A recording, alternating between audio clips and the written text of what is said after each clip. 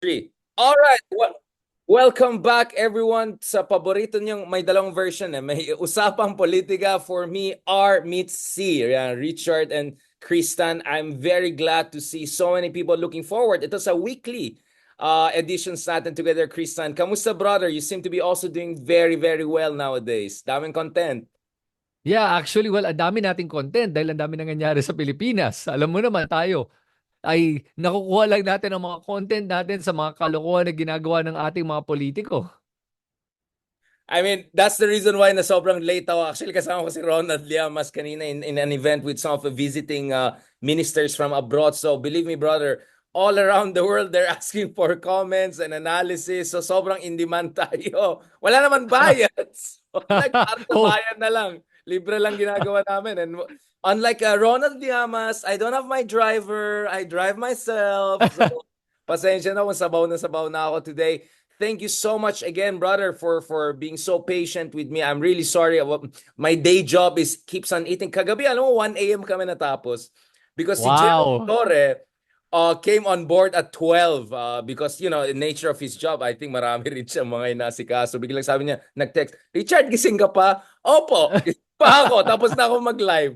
Pwede ba tayo humabol? Sabi ko, sige, habol tayo. So, bro, doon sa mga hindi nakanood, please check out the interview with General Torre. I asked him, among others, since ikaw yung head ng CIDG, yung talagang investigative, may nahanap ba kayo na Mary Grace Piatos in the entire database? Diba? Sabi nila, wala pa. But bro, the one that really, like, hindi ko na kaya, sabi ko, kamusta ang status ng manhunt for Harry Roque? Ang sama talaga ni General. Sabi niya, can you clarify the question? I said, manhunt, right? Yun yung term na ginamit niyo. Sabi ng PNP. Sabi niya, basta alam mo ka, andito lang yan. So tabi-tabi lang, yun lang, 7,000 islands. So, pasensya na bro, talaga, schedules are crazy nowadays. But I love you, brother. You're doing fantastic. You're doing great. And looking forward to our discussion today. So, you're the star now, bro. Balikan kita ngayon. First of all, what is your read of this latest Sara Duterte edition? Meltdown na ba? Kailangan ba Yeah. ng professional help or kailangan na tanggalin na talaga sa trabaho? Medyo over the Ah, board. alam mo, first of all, over the board na yan eh. What she's doing is illegal and it's against her mandate. And her sworn duty as a public official, second highest official in the land. Yung palang talagang kailangan na siyang tanggalin. Honestly, hindi naman magre-resign si Sara. Alam natin, she is pushing buttons. She wants to be impeached. She wants to be a martyr. But she's not gonna be nasa EDSA ngayon at nasa Davao, it's not gonna amount to anything near a people power. At yung mga ginagawa niya, remember, I was just talking about this kanina, is that these are things that are against the law. What she's doing is completely illegal. Kaya yung palang nakikita mo na wala siyang respeto sa batas at dito mo nakikita that they have no respect at all for the law. And that's why out na yan. And sabi nga niya na ah, gusto daw ng mga tao pa psychiatric test siya. Tapos sabi niya, gusto ko din mag-drug test tayong lahat. I was just saying kanina that it's weird how they divert the issue, ano? It's a logical fallacy. I forget which one is it eh. Pero yung logical fallacy na sasabihin, pag-usapan natin to. What It's called the aboutism? red herring. Yung There what you go. aboutism? Yeah, I mean, yung what aboutism essentially in Yeah.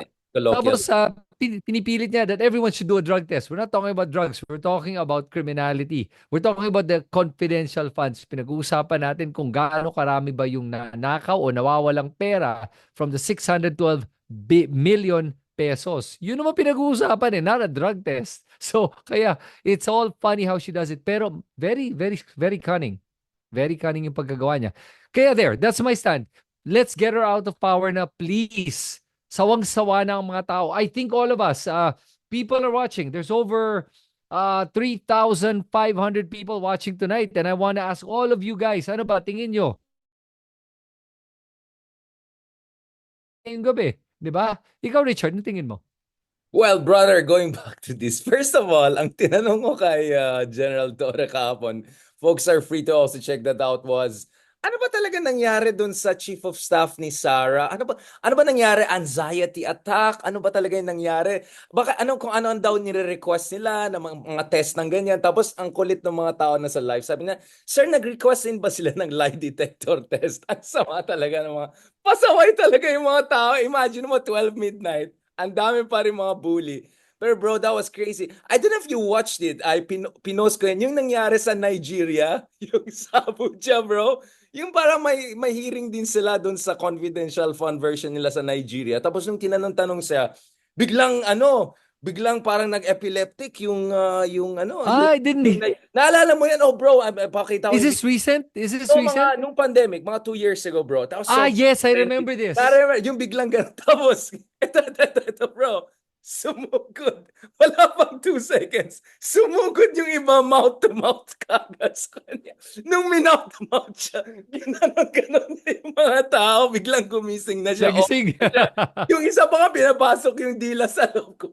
Ganon siya. It was so Totoo crazy. ba to? Hindi to ano, di ba? Bro, This it's is, live. It was on oh my national TV, God. bro. National TV ng Nigeria. And then, Abuja sa capital nila. And then, bro, ito pa yung funny. Hindi pa tapos, ha. May Act 2 pa. Yung sa Act 2, biglang okay na siya, no? Biglang may bumulong sa kanya. Of course, I don't know sa Nigerian, but I could guess, uy, pare, tatanungin ka ngayon, bakit ka naging okay kagad? Tapos biglang nahimatay na naman siya. Like, oh my Alam mo, God. Bro, alam mo it's sa crazy akin, to watch it. well, alam mo sa akin, ano, what happened with Attorney Lopez, I think naman it's real eh. Because she was under a lot of stress. Because, pansinin mo the whole time she was talking, she was trying to compose herself. She was really trying so hard to compose herself hanggang bumigay siya. At nung na-cite siya in contempt, wala na, talagang bumigay na siya. Pero at the same time, remember that when she was already in the detention, I think it made it worse talaga na yun pagdating ni Sarah tapos honestly taka nga ano ba talaga ginagawa ni Sarah doon para talaga magsuportahan siya o ipaalala sa kanya, "Uy, wag kang magsalita. Ako ni mayayari ka sa akin, ha?" Or according to Montolfo, there's another Well, angle. yeah. Mr. Mo- Chippy meets Piatos. I mean, I don't wanna go into that. Baka ma-cyber libel tayo. But yun, Yeah, ako Montolfo. Montulfo kasi naman I don't know, ba't siya Marites nakikisawsaw dito sa Tulfo. issue na to Siya eh. yung Marites. Oo, sobrang marites niya, no? Listen, for me, if Mon was gonna say something like that, I would love for him to show proof na lang. Yung talagang hard proof. Para lang, listen, make it a valid statement. Don't make a statement without evidence. Mahirap yon. So, pero nakakatawa, nonetheless. Nakakatawa pa rin yung Bro, angle. just to be clear, wala akong sinasabi na Nigerian case ito. I'm just saying na nagdududang maraming tao dahil dyan. Kaya I'm just asking bakit na tanong ng nag-request ng lie detector test yung ibang tao. Pasaway talaga. But, I'll tell you what. Kagabi, pagtingin ko sa Twitter, yung nakalagay sa trending, may hinimatay na naman sa office ng OVP. So, I mean, is it the water? Is it kulang ng oxygen? What's going on? Ang dami hinimatay Ala, sa OVP. alam mo yung kay Gina Acosta, napanood ko yun eh. And alam mo, ito yung masasabi ko. Binanggit ko to kanina. Si Gina Acosta is a very nice lady. She looks like, honestly, she's not qualified to be a special disbursement officer. Wala siyang alam. Hindi siya marunong sumagot at mukhang hindi niya naiintindihan yung trabaho niya at palagi niya sinasabi, "Ma'am, utos po kasi ni Sarah sa akin po 'yan." Yun palagi sinasabi niya. And you could tell that she did not have a good, clear understanding of her job, her responsibilities, and her liabilities.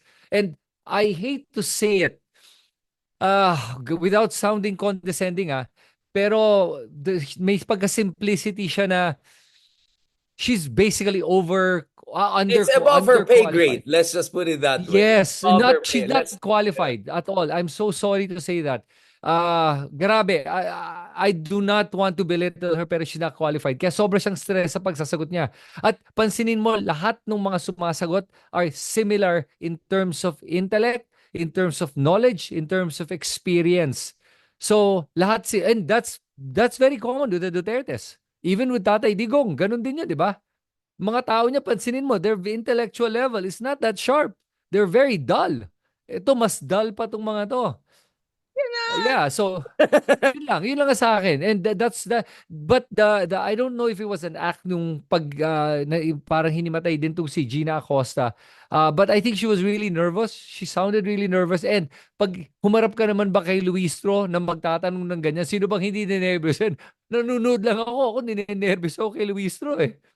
Sa totoo lang, kung ako sigurong naimbita dyan, tapos ako ini-interrogate ni Luistro, baka himatayin din ako eh.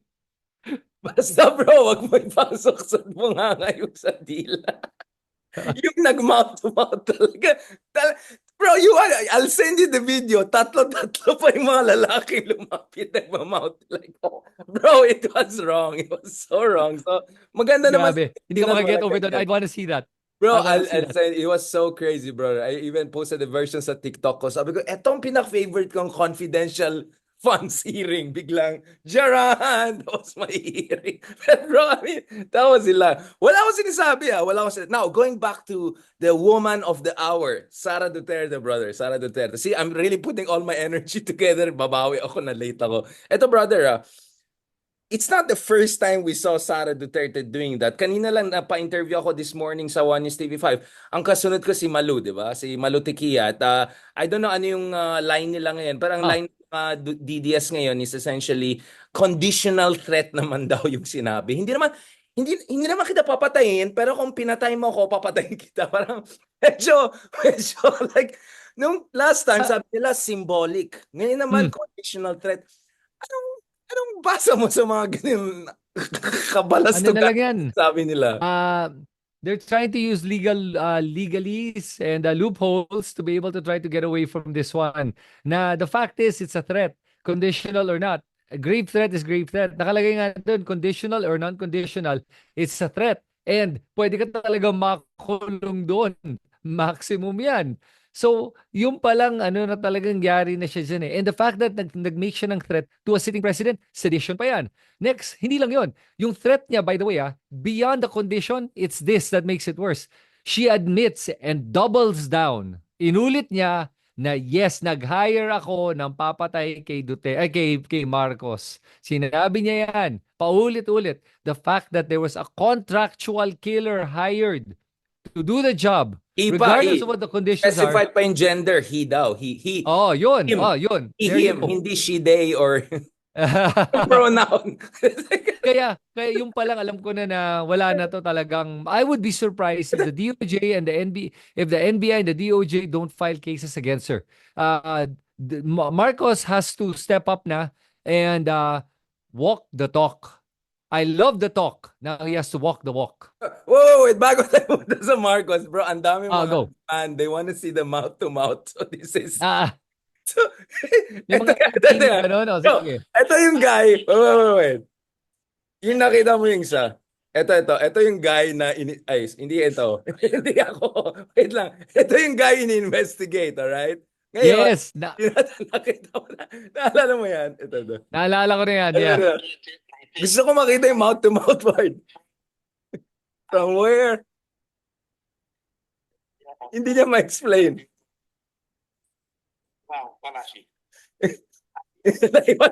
Wala na siya, bro. Wala na.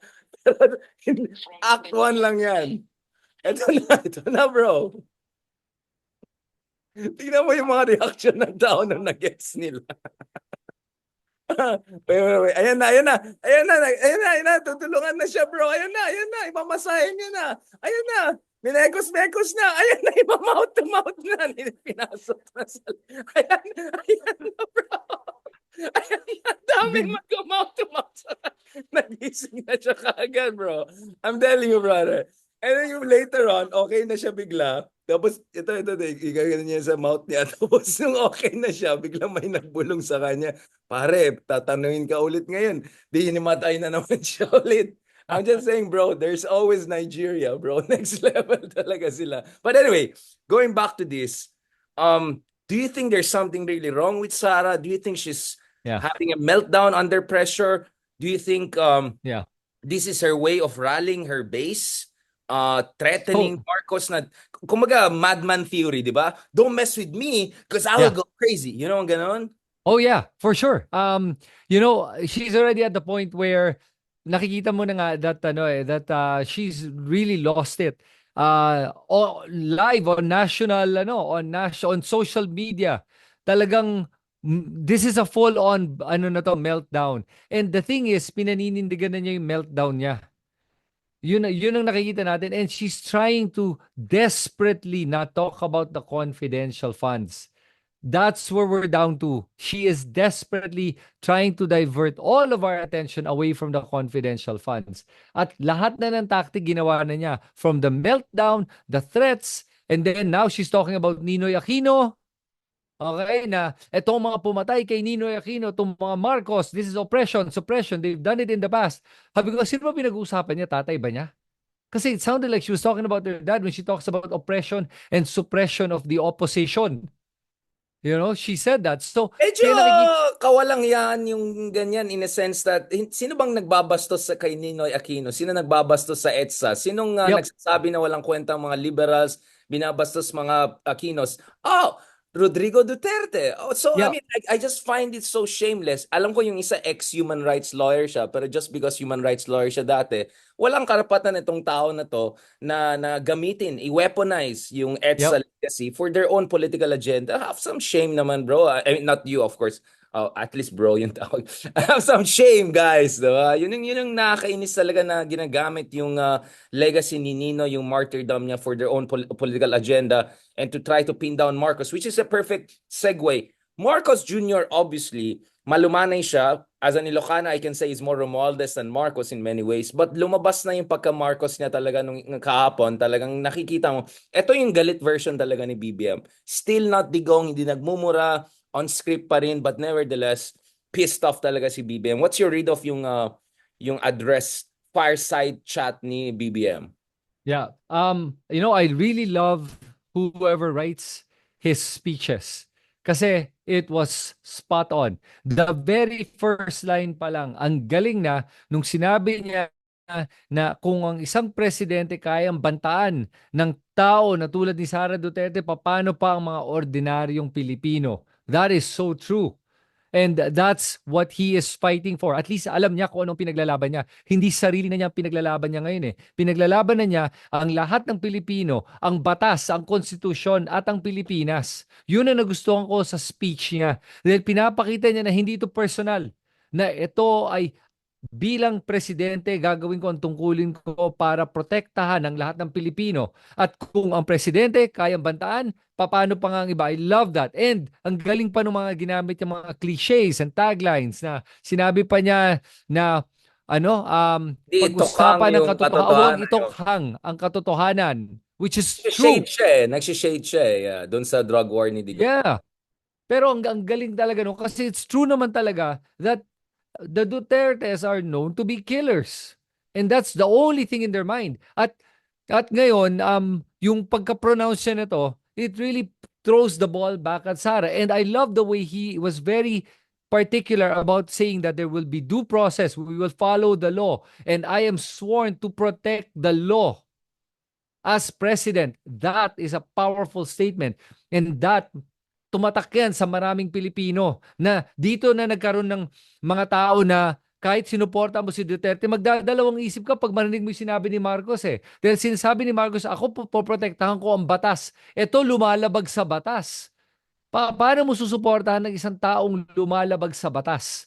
So, ang galing nung dichotomy, nung makita mo yung dalawang kakaibang approach. Yung isa, madman theory yung isa naman, the, very composed Statesman, yeah. Madman statesman, versus yeah. statesman, yeah. Yeah, there you go, 'di ba? Kaya when I heard that, my God, I was like, thank God he did what he did, said what he said. And honestly, I'm sure if they did polling right now of Marcos's approval rating, tumaas ulit yan siguro by now. Tumaas yan after the Pogo thing eh. This one Right. puts it a Or notch at a lot least that higher. speech, I think, if yun, di ba sa US, pag nagde-debate, meron yung live polling. I think he did very well in the sense that pinakita niya na hindi ito ukol sa kanya. Ito ay tungkol sa dangal at saka dignidad ng kanyang mandato, opisina, at saka of course, yung dangal at dignidad ng ating bayan and the rule of law. Di ba? He was very clear about the rule of law. Interesting din, may sinabi siya na part na aside from yung chicheria, piatos na patama niya, meron din siyang sinabi na ako ay nanerbisyo sa Kongreso at Senado at nirerespeto ko yung independence nila. And I Hmm. think this is where it takes us to the next discussion, which is, I think he's saying that if ever may impeachment complaints or impeachment proceedings na mangyari, wala akong kinalaman dyan, that's gonna be an independent move. I don't know about Duterte if they... So it was a very smooth operator kind of thing, saying just in case kung may impeachment, wala akong kinalaman kasi ako alam ko, independent branch of the state yan. So I think that was a very subtle way of him implying that there could be an impeachment down the road. Now, which raises this question, okay, so what is Marcos gonna do? Because we know if it's an impeachment issue, iipitin ito sa Senado. Not only the 3 or 4 musketeers there or whatever you want to call them, clowns, whatever, but it's also the fence sitters. I mean, I think we have all understood by now that there's so many senators na takot sila na yayarin sila ng Solid South comes national office, whether re-election next year or come 2028. So medyo maipit ka dyan. At the same time, the NBI is looking at filing criminal charges, which you can do against the vice president because she's not immune from those charges, but you cannot impeach her with those cases. What you can do is to disqualify her. But for me, brother, I think the clincher here is this.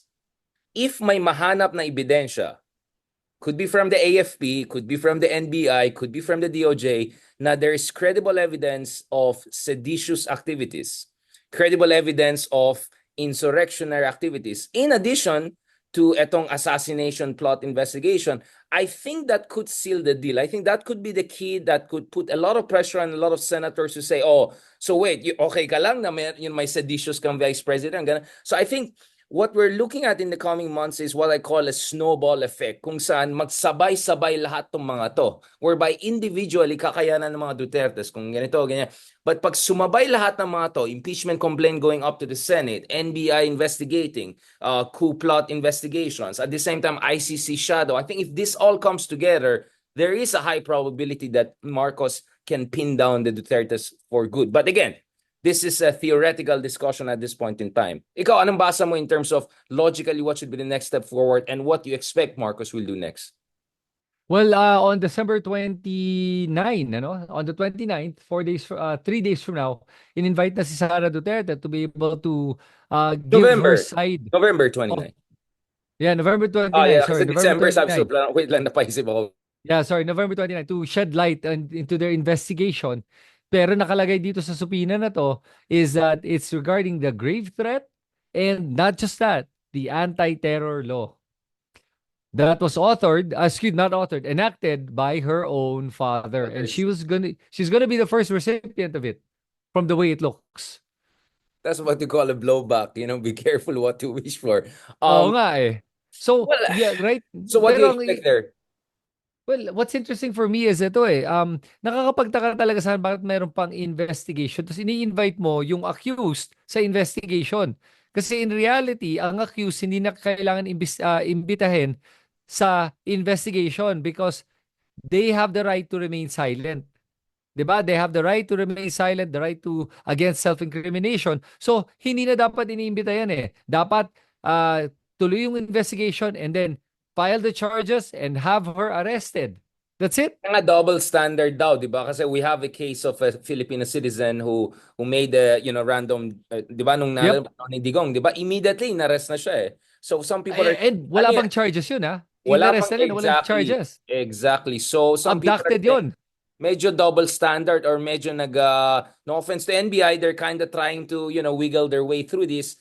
I hope that kasi kung rule of law, yung sinasabi ni BBM, that means law should apply equally to everyone, including the second highest position in the land who doesn't enjoy absolute immunity, unlike the commander-in-chief. So yun lang sinasabi ko na medyo napaano ako doon. So which tells you that unfortunately, it's still a political thing in a sense that mahirap banggan talaga mga Dutertes. I think, I don't know if you saw it, Bato, kanina gave a parang interview kung saan sinabi niya, kumbaga parang talagang let's see, kumbaga parang let the games begin, parang ganun nagyabang siya na magkakaroon ng showdown at alam naman natin si si ex-human rights lawyer na si nagpapatawag ng people power ganun. People power, yeah. Natatawa ako sa mga ganun, except bro, I mean, people like Ronald Llamas among others are saying kasi baka sumali din some sectarian groups na medyo malalakas. At baka that's what's giving the administration or the NBA, whatever, some, consideration. Kasi baka makakalaban sila. Kasi we're not talking about only Duterte supporters in Davao eh. Kung yun lang naman, kaya naman i-isolate yan eh. But some people believe that may mga sectarian groups dito na magsusupport sa mga Dutertes if it goes down in a crazy way. Which is why you need people like General Torre. Kasi I think he's very suave siya, di ba? As we saw in Yep. the case of Quiboloy. Because in the case of Quiboloy, they wanted some drama to happen eh. Para maging mukhang biktima sila and they have a reason to essentially resist, no? Yep. The arrest. So I don't know if what's the strategy of the Duterte side, but obviously they like drama. Di ba? I mean, nakita natin sa video, di ba? Andyan na pa yung mga cameras. Sabi ni Jan, oh, andyan na yung camera. Yep. Sigurado na dadalhin dito. Like you could see na talagang performance.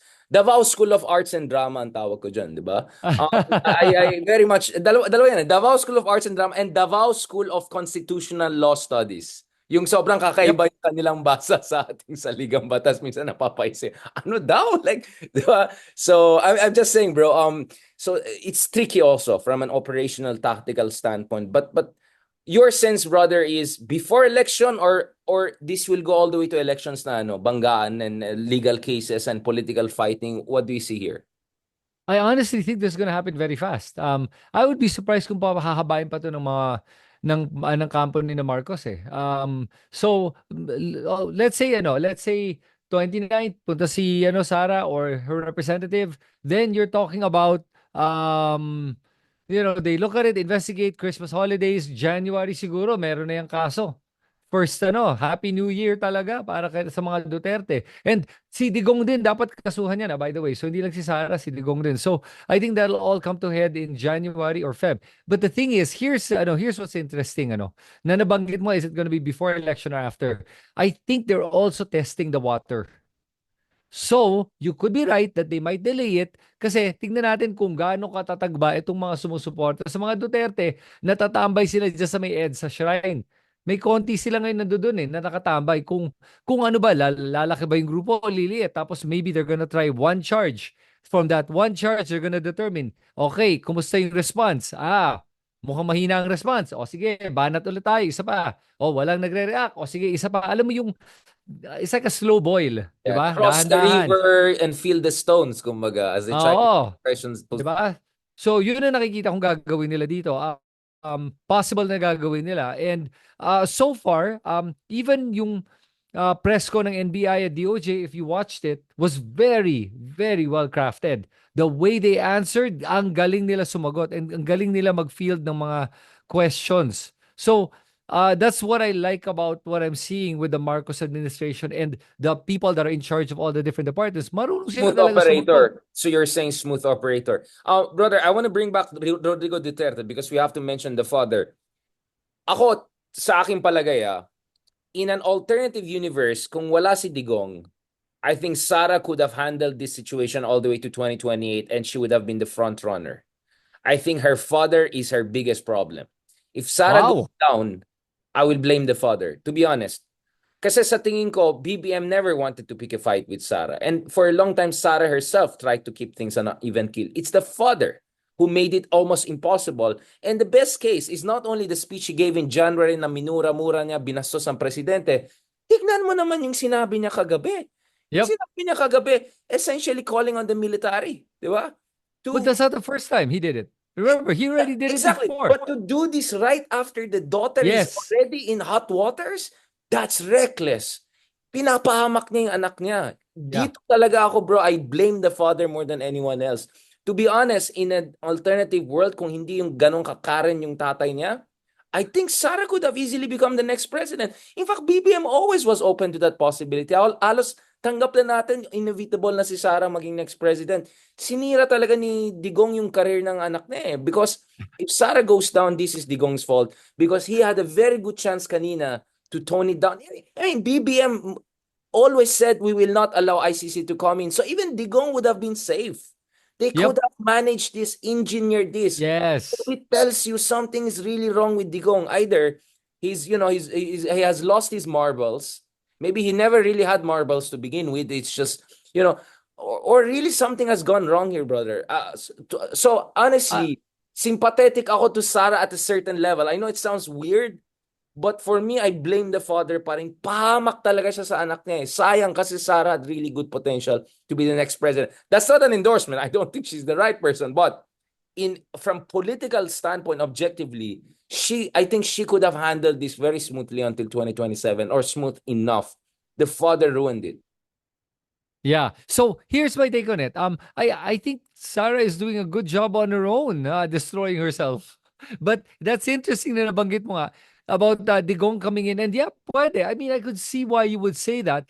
I think that for me right now, it's marginal. Not inconsequential, but marginal. Although what I will tell you is that Buti na the academic dad, nga, it's over, yeah. well, yeah, the dad for me is destroying the entire legacy of the Dutertes. Lahat sila. Kasi si Pulong at saka si Base, wala naman talaga silang wala silang political power much like Sara and the dad eh. Silang dalawa yung meron eh. But the dad making that kind of statement last night does add fuel to the fire. And talagang now, kung galit si BBM at sabi niya kakasuhan si Sara, narinig pa niya yun, the AFP, DOJ, NBI, they're not gonna let this pass na. And that's why kakasuhan na to si Duterte ngayon for sedition. Bro, all the AFP needs to do is to unearth some evidence. I'll tell you what, last November, exactly almost 1 year ago, General Bronner mentioned that may mga haka-haka at may mga gumagalaw ng mga ex-generals. For all we know, I'm not saying this is not a confidential information, obviously. For all we know, there may have been some smoke and some fire, pero dahil si BBM ayaw niya magkaroon ng gulo, hindi niya nilabas yan. But now, I think he has all the reasons to go back to some of the fire and smoke there, which for all intents and purposes may have been even more fire than smoke right now. Do you get what I'm saying, bro? Sobrang vulnerable talaga mga Dutertes. And I confirmed, I was at The Hague a few months ago. Meron na talagang negotiation na nangyayari as we speak. So, in fact, sabi nga ni Ronald sa akin, hindi ko na sabihin anong hotel, andun yung mga ICC people. So, nakatengal, they're just waiting, bro, to go in. Parang sa rugby yan eh. You just tell them to go, they'll go in. Like, diba? So, it is really crazy what Duterte is. He's really, bro, he's ruining everything for his family and all. At ang nakakalungkot dito pare is dama yung bansa natin. Bro, this is headlines. Where on earth have you seen a headline saying Vice President of a country says that she hired the assassin to kill the president? Time Magazine, Agence France. I mean, bro, this is embarrassing. They are destabilizers. Yung term na ginagamit ng mga Duterte, silang destabilizer ngayon. Pakanan ng bansa, nasisira nila yung interest ng bayan. They are the Karens who are holding the country back. You know, right now, what they're doing talaga, it does not do any favors for anyone. And nakakatawa lang that, Sara is portraying herself to be the victim.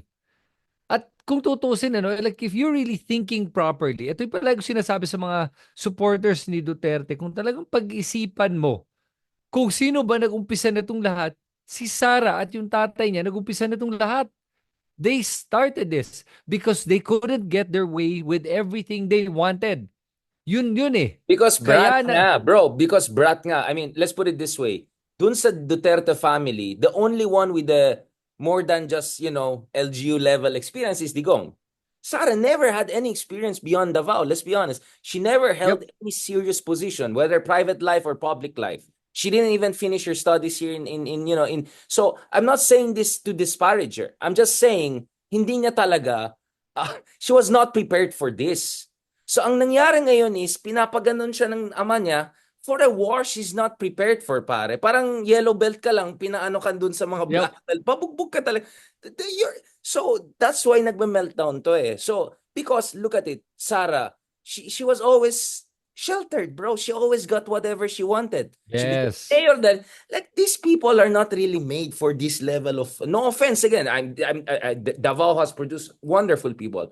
I'm just saying, kung alam mo yung anak mo not ready for the big game, kaya nga nagbisa siya kaya nga hindi siya tumakbong presidente kahit number 1 siya sa survey, pati siya alam niya she's not really for that level yet at least.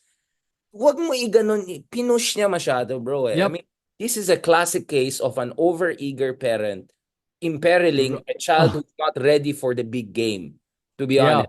Yun lang. Bro, I'm just looking at it from that angle also.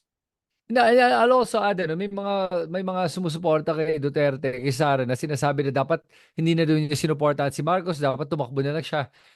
All I have to say to the people that said that, kung tumakbo nga siya noong 2025, Marcos and Sara would have lost. That's it. Kaya magpasalamat sila na Sara did not run because she was not gonna win and Marcos was not gonna win because they're gonna cancel each other out. That's the bottom No, line but with what if that one. BBM did not run? Because that was also a possibility na BBM would not run and then ni-railroad ni Digong yung elections para sa anak niya.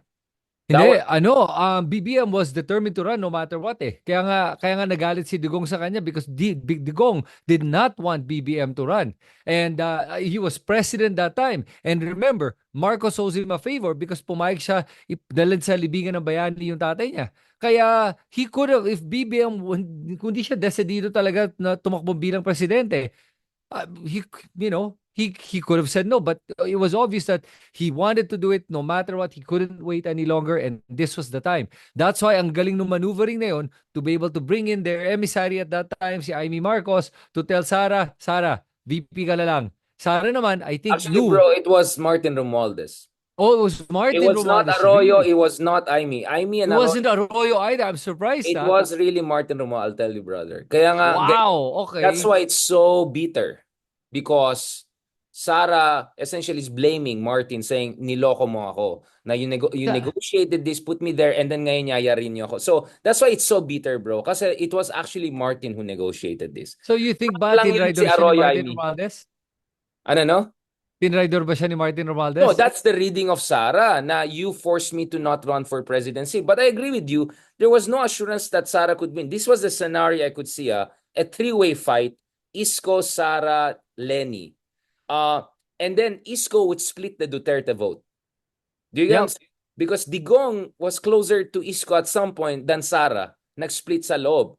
Bongo, sa pagkaalam ko, baka mas close pa kay Isko kaysa Sara. Nag-away pa yung dalawa na yan. So actually, baka mas split yung House of Duterte. And then Lenny could have eked it out with 25-30% of the vote. That would have been a possibility, actually. So, Yeah.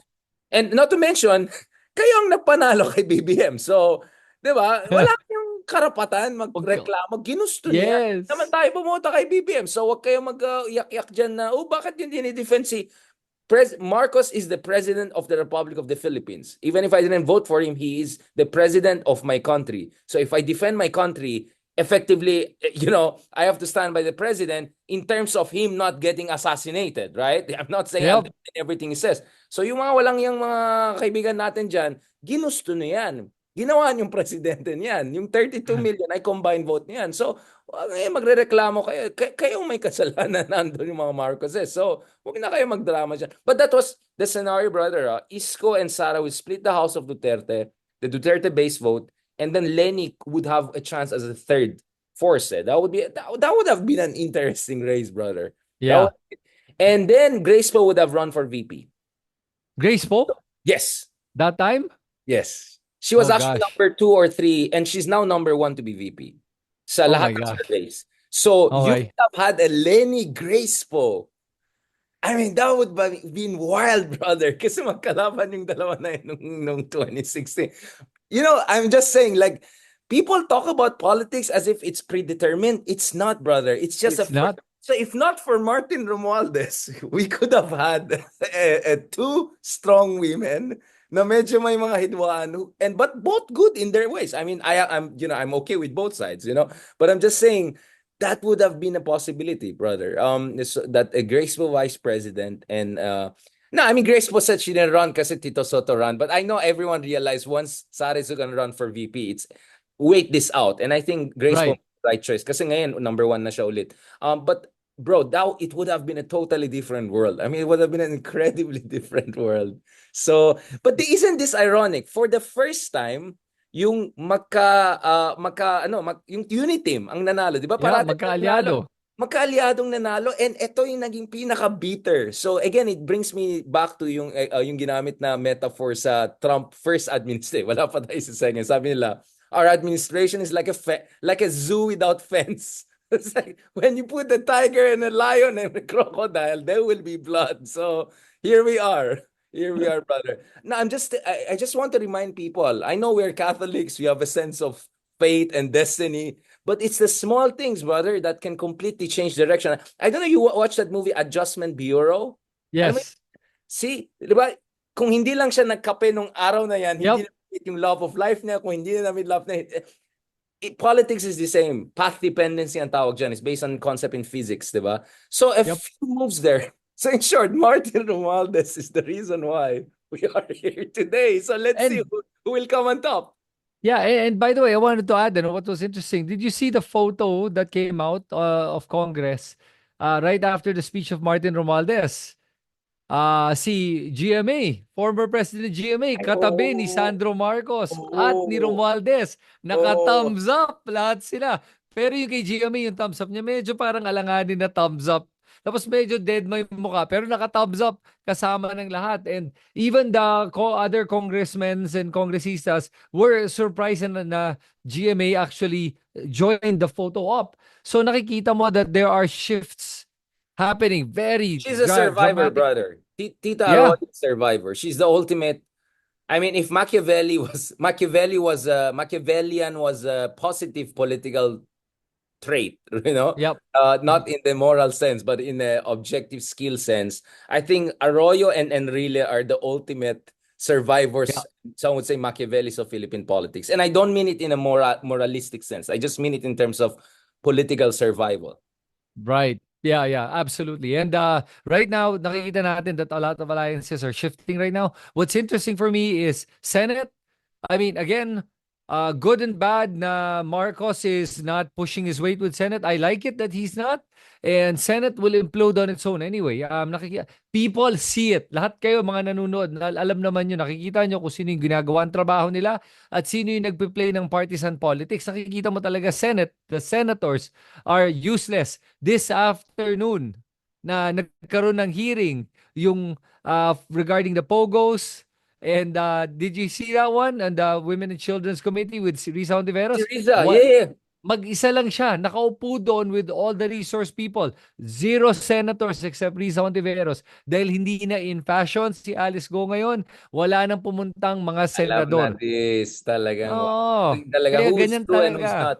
Pero brother, speaking of Pogo, I want to go back to you. So Senator Rizal Tiveros has finally confirmed what we have been saying forever na may embedded spies ang China sa mga Pogo. Did that come out kanina? Sorry, hindi ko na-check yung kanina eh. Oo. Yeah, Did that come so Yeah, so what came out is two versions of a spy. One was parang the full-on spy, pero there's one that parang is an agent of influence. That's what they would call it.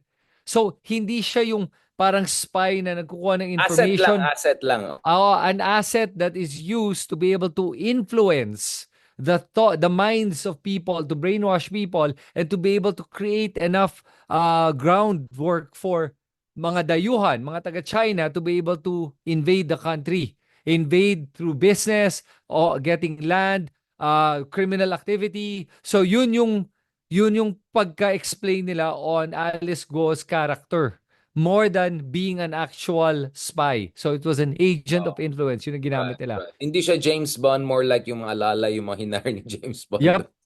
Sa mga Yes, parang ganon, yeah. So it's like a deep penetration agent that's contracted under the table by certain people in China, parang ganon yan eh. So yun ang nakikita nilang more of the angle. But nonetheless, right now, tapos na nga yung Senate hearing na yun, and they're just going to be coming up with legislation that's going to be able to protect our country against instances like this. So they're doing legislation now with regards to, of course, for POGOs, with regards to the birth certificates, immigration, maraming mga lalabas sa mga bagong batas na hopefully makakatulong talaga para umayos yung ating bansa at hindi na maulit yung nangyari sa atin. That positive notes. Thank you so much, brother. Obviously, I always love talking to you forever, but I know that it's quite late. Kanina ka pa nag-start, so siguro ubus laway tayo dito. Try ko umabol and hit the gym bago magsara. Thank you so much, brother. And I look forward to more conversations with you. Hopefully, next weekend so balik naman tayo ulit sa studio. So I'll update you, bro, if you can do it again. RRM, RRML, whatever. Balita ko, nag-meeting din kayo ng kabila ng isang araw, ha? It's okay, it's okay. So we're gonna have something like that. And of course, dun sa mga interesado rin, Cool Pals, December 3, may event din kami. Xiao Chua naman ang kasama ko and the Cool Pals. So hopefully down the road, I'll put all of us together, bro. That's really my plan, no? I'm the Donald Trump of podcasting. I'm gonna put everyone together. JD, I man. love that, man. I'm the Joe Rogan / Trump of like the podcasting. Let's make our manosphere, bro. They're like good. Let's do it. Let's do it, brother. More power to you, brother. Looking great and talk to you soon. And maraming salamat sa lahat ng mga followers natin. Please don't forget to follow Kristan, my wonderful, amazing guy, wonderful guy, best guy. And don't also forget to follow me, Richard A. Darian. On that note, latest episode ng Usapan Politika /RNC. Richard and Kristan. Hindi si Christian. Later na yan si Christian, pero Kristan. Salamat, brother. Talk to you soon. Okay, good night, Richard. Galing, galing.